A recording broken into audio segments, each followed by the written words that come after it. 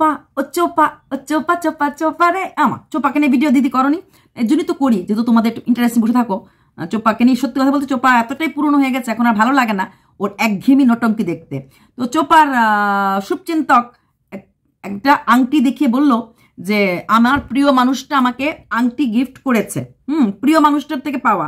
আমরা সবাই জানি চোপা 24 তারিখ ঘরে ছিল না, মা এবং বাবার কোনো ব্লগেই মেয়েকে দেখা যায়নি। চোপা চলে গেছিল ঘনাতে ঘুরতে, ঠিক আছে। তো সেখান থেকে আমরা ভালো করে জানি যে চোপা ছিল না।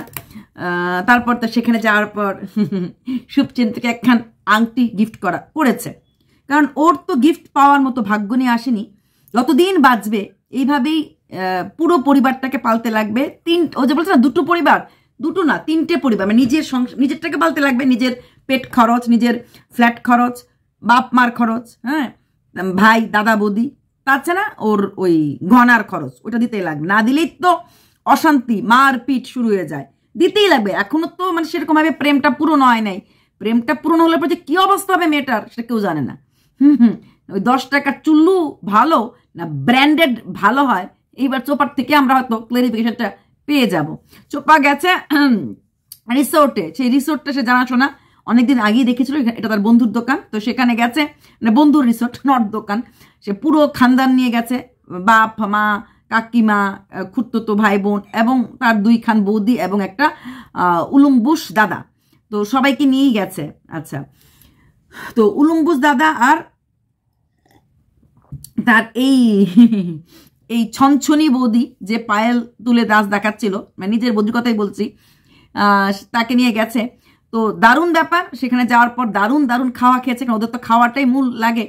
তো কি খেয়েছে ওখানে, লুচি তরকারি, ভুলতে পারছে না, ফুলকপি তরকারি এত স্বাদ হচ্ছিল, কাজের যদি ফুলকপি তরকারি খেয়েছে। তারপর দুপুরের ভাত, সন্ধ্যের সময় চাউমিন, আর এমন ছোট লোক রাত্রের খাওয়াটা ঘরে নিয়ে চলে এসেছে, কারণ পেটে আর জায়গা ছিল না। এত রাত্রে 9টা 10টার মধ্যে কি ওদের অভ্যাস না, তো অনেক 11:30 12টা ওদের নর্মাল টাইম, ওই টাইমেই খায়। তো রাতের খাবারটা অনেকটা লেটে এনেছে। তো আমাদের চোপা আজকাল মানে সবার, চোপার পক্ষে যারা ভিডিও করে এদের কাছে চোপা হচ্ছে হাইলি এডুকেটেড একটা পার্সন। চোপাও সেখান থেকে দূরে যাওয়ার না, তাই আজকাল রোজ দিন কথায় কথা ইংলিশ বলে। যেমন ইনডোর বাম, আরো কিছু তুমি শুনেছ, আজকেও বলেছে অশাম, অশাম।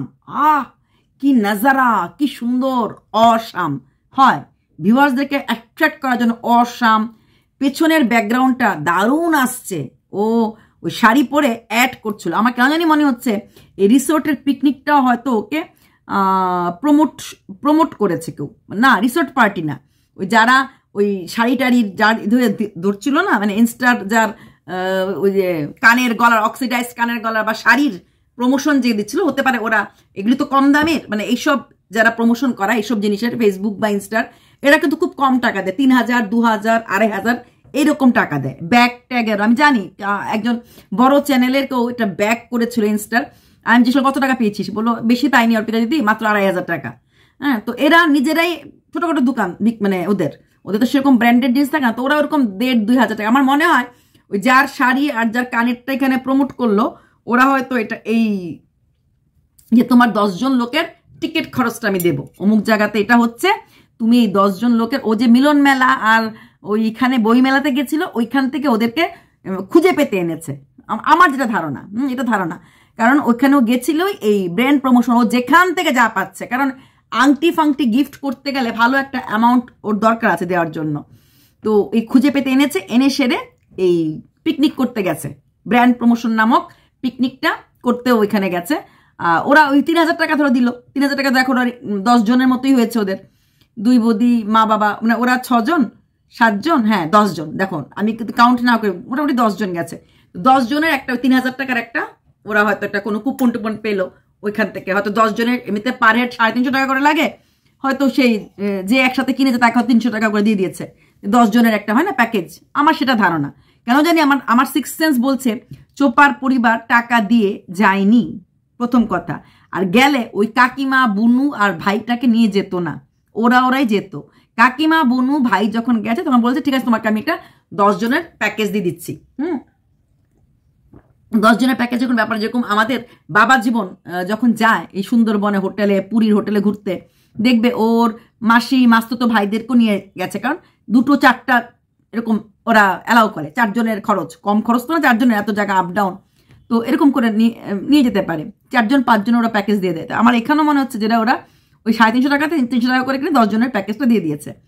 তো ভিডিওটাতে দেখার মতো কিছু ছিল না, ওর মানে অসাম ইংলিশ শোনা ছাড়া, হ্যাঁ, পেছনের ব্যাকগ্রাউন্ড, দুপুরের লাঞ্চ, সকালের ব্রেকফাস্ট, এগুলি শিক্ষিত এডুকেটেড চোপার মানে ক্লায়েন্ট বলবো না কি বলবো, চোপার ভিউয়ার্সদের কাছে চোপা একটা শিক্ষার স্তম্ভ হয়ে দাঁড়িয়েছে। হ্যাঁ, তো যারা এই কথাগুলি বলে ওদের শিক্ষার যোগ্যতাটা নিয়ে আমার মানে ডাউট আছে। কি করে চোপা একটা শব্দ, ঠিক আছে মাম্মামের সাথে ওরা কম্পেয়ার করে, মাম্মাম ইংলিশে পোস্ট দিয়েছিল বার্থডেতে, ওখানে অনেক কিছু ভুল ছিল, আমি অস্বীকার করছি না ওখানে ভুল ছিল না, বাট স্টিল মাম্মাম ক্যান রাইট ফিউ সেন্টেন্স। হ্যাঁ, ওইখানে অনেক কিছুটা গ্রামেটিক্যাল মিস্টেক আছে, কিছুটা পাংচুয়েশনের মিস্টেক আছে, বাট মাম্মাম ইংলিশ হিন্দি দুটোই, হিন্দি যখন বলে বেশ বলতে বোঝা যায়। আমাদের বাঙালিদের আরশোলা ঘুমতা হ্যাঁ এরকম হিন্দি বলে, যখন বলে না নজরটা ঘুরিয়ে দেখবে, তো নজরকে নজরের মতো নজরটা ঘুরিয়ে দেখবে ওরকম করে হিন্দিটা বলে না। না, ও তো বাংলা, দিদি কোথায় আপনি, হ্যাঁ ও বাংলাতেই এক্সারসাইজের ব্যাপারগুলি বলে, কিন্তু কিছু কিছু জায়গায় ও হিন্দি ওয়ার্ড চলে আসবে আমাদের মুখ দিয়ে বলতে বলতে, but when she pronounce that Hindi word it looks like Hindi. Okay, Bengali Hindi যেটা আমি নিজেও বাঙালি হিন্দি বলি, সেই বাঙালি হিন্দিটার মতো হয় না, ঘুমনে কে লিয়ে, হ্যাঁ ঘুমনে কে নিয়ে হয় না, ওদের হিন্দির স্টাইলই আলাদা, তো ওর মধ্যে স্টাইলটা আছে। কিন্তু চোপার মতো ইউনিক শিক্ষা, আজকাল চোপা নিজেকে খুব ইউনিক মানে শিক্ষিকা বা শিক্ষয়িত্রীর ভাব দেখাচ্ছে। চোপার এই যে ঘোরাঘুরি করতে গেছে, তোমরা লক্ষ্য করেছো, সেখানে এই পিকনিক স্পটে ছোট ছোট বাচ্চা ছিল, ছোট ছোট বাচ্চা ছিল, চোপা সেই বাচ্চাগুলি নাচছিল, অনেকে চোপাও ভিডিও করেছে, বাচ্চাগুলিকে চোপাকে আদর করতে দেখেছো? এই চোপাই নাকি কোন বাচ্চাকে ধরে কেঁদেছে, আর সেটা নিয়েই বিশাল আলোচনা, ওর আত্মাটা কাঁদে, কিন্তু কোর্টের ভয়ে ও বাচ্চাটাকে ধরে কাঁদতে পারে না, তাই না?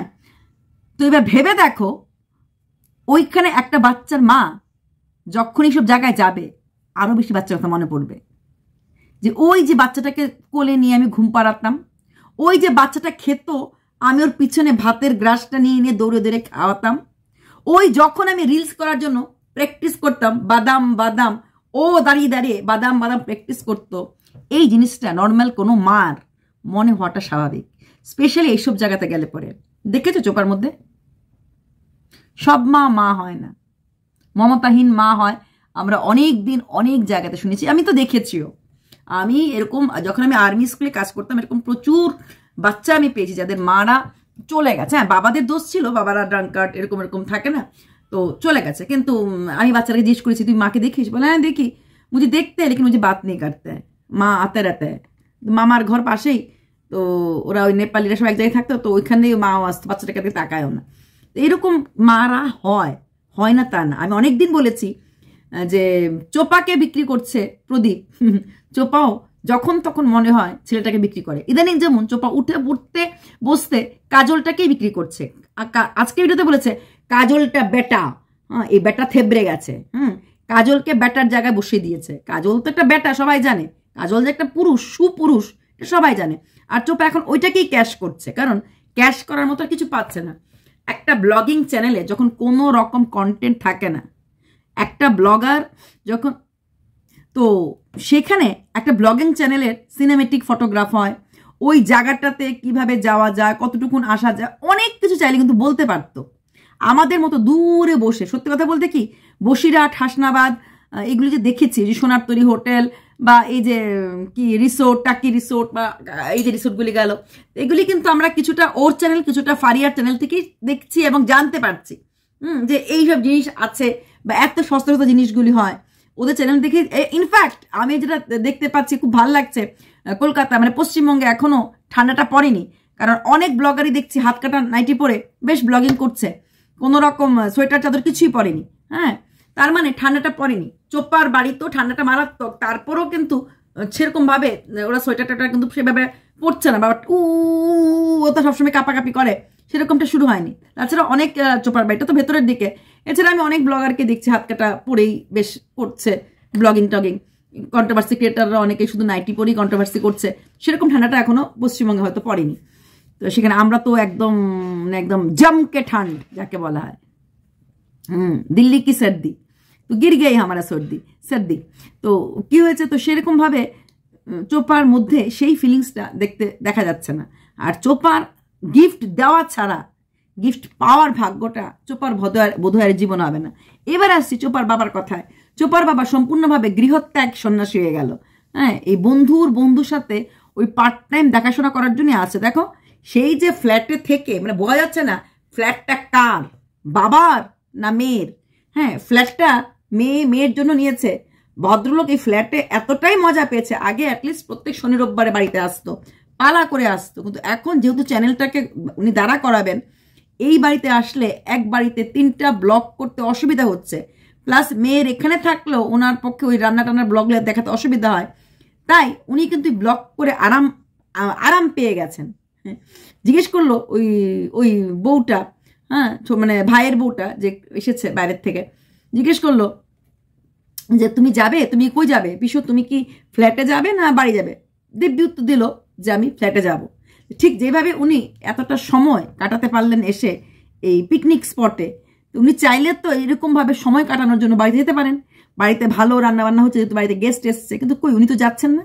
মানে কোথায় যেন উনি মেয়ে আর মেয়ের বয়ফ্রেন্ডের প্রেম মানে দূরত্ব রাখার, লং ডিস্টেন্স লাভ দেখার পর ওনার মাঝে ওই লং ডিস্টেন্স লাভ ব্যাপারটা চলে এসেছে।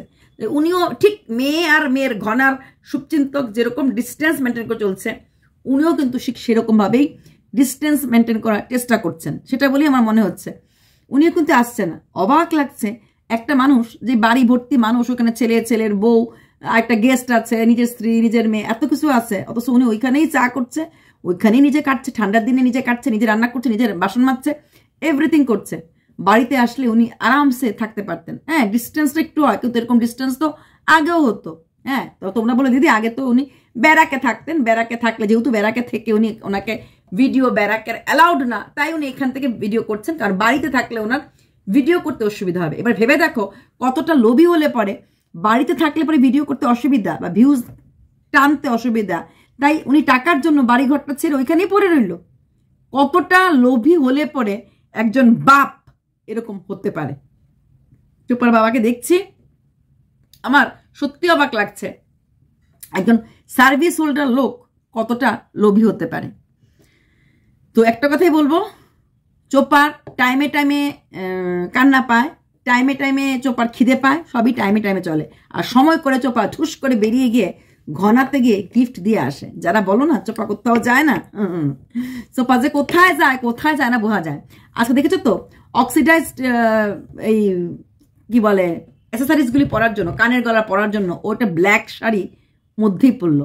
আর ঠিক মেয়ের সাথে কম্পিটিশন লাগে, মাও কিন্তু মোটামুটি মেয়ের কাছাকাছি কালারের শাড়িই পরে বেড়ালো। এ কি ধরনের সম্পর্ক? মা মেয়ের সম্পর্ক বলে মনে হচ্ছে। যখন যেখানে মেয়ে যেরকম ড্রেস পরছে, তাল মিলিয়ে মা ওরকম ড্রেস পরছে। মা চাইলে অন্যদিন অন্য ড্রেস পরতে পারতো, ওই দিনে হোয়াইট ড্রেসটা পিকনিকের জন্য ভালো ছিল, যেহেতু মেয়ে শাড়ি পরেছে তার জন্য মাও শাড়ি পরলো। আবার শাড়িটা পরলো মানে ইসের মতোই পরলো, মেয়ের কালার সেম কালার পরে ফেললো। হ্যাঁ, আর তোমরা অনেকেই চোপাকে লিখেছো তুমি আজকে পিকনিকে কেন এরকম ড্রেস পরলে। ও তো প্রমোশন করতে গেছে, পিকনিকটাও ছিল প্রমোশন, তাই ওই পিকনিক বুঝে বললাম, ও পিকনিক স্পটে শাড়ি পরে গেছে, দেখা যাবে ওই শাড়ির মালকিন যে ওকে শাড়িটা দিয়েছে যে প্রমোশন করার জন্য, ওকে ওই প্রমোশনই করেছে, টাকারই জায়গায় টিকিট দিয়েছে, এটুকুন আমি গেস করেই বলতে পারলাম, তাই ওইখানেই ও করেছে। তবে ব্ল্যাক শাড়ির সাথে অক্সিডাইজড গুলি ভালো লাগে না, সাধারণত গোল্ডেন বা হোয়াইট কালারের মধ্যে অক্সিডাইজড জিনিসগুলি ভালো লাগে, ইয়াররিং হোক, গলার হোক। ওই ব্ল্যাকের সাথে অতটা অক্সিডাইজ কালারটা তো ব্ল্যাক অতটা দেখা যায় না। তো হোয়াইটের মধ্যে ভালো ফুটে ওঠে, ইয়েলোর মধ্যে ভালো ফুটে ওঠে, ব্রাউন চকলেট ব্রাউন ওটার মধ্যে ভালো ফুটে ওঠে। চোপার ওইসব সেন্সও এখনো হয়নি। যেমন মেকআপ করতে পারে না, ঠিক যেমনি রান্না করতে পারে না, তেমনি কিসের সাথে কোন কালারটা ভালো লাগবে সেই সেন্সটাও নেই। হ্যাঁ, গায়ের রংটা ফর্সা বলে সবকিছুই ওর অ্যাডজাস্ট হয়ে যায়, সবকিছুই ওর মানে এক হয়ে যায় ডিউ টু আর স্কিন কালার। মানে যাই পরে ভালো লাগে, মানে খারাপ লাগে না, যাই পরুক অ্যাডজাস্ট হয়ে যায়। কিন্তু অক্সিডাইজডের অ্যাড দেওয়ার জন্য ব্ল্যাকের মধ্যে অক্সিডাইজ, হ্যাঁ শাড়ি, তাহলে ও শাড়িটা পরতো, পরে আবার শাড়িটা অ্যাড হয়ে যাওয়ার পর ড্রেস চেঞ্জের রুম তো থাকবেই ওখানে, জানা কথা। তো ড্রেস চেঞ্জ করে সত্যিকারের যারা প্রফেশনাল বিজনেস ওমেন হয়, ও বলবে এইটুকুন পয়সা এইটুকুনি পাওয়া যায়, তাহলে সে একটা হোয়াইট কুর্তার উপরে যদি পরতো না, অনেক ভালো। কালকে যেমন আমি বলেছি যে এরকম গলার সাথে এত বড় বড় কানের পরে কেউ ইসে করে না, মডেলিং করে না। তো ওর ওই সেন্সগুলি এখনো আসেনি। আমরা তো মডেলিং করি না, বা আমাদের এইসব প্রমোশন ভিডিও নেই, তাও আমরা জানি কোনটার সাথে কি পরলে ভাল লাগবে। এরা হচ্ছে এই যুগের মেয়ে, 24 বছরের মেয়ে জানে না কি সাথে কি পরতে লাগে, কোন শাড়ির সাথে কি ড্রেস ম্যাচ করে, কোথায় গেলে কি পরতে লাগে, অবাক লাগে। আবার সেই নাকি দিন রাত্র প্রমোশন ভিডিওর জন্য কাজ করছে। হাসাইলে বন্ধু, হাসাইলে। চলো বাই। আর কাজল বেশি করে লাগাও, কাজল তোমার হাতে আসবে না, বুঝলে তো? কাজল নিয়ে টন্ট করো, কাজল নিয়ে হাসো, কোনো লাভ নাই। ভিডিওতে ভিউজ তোমার কাজল দিয়ে আসছে না, আসবেও না। বাই।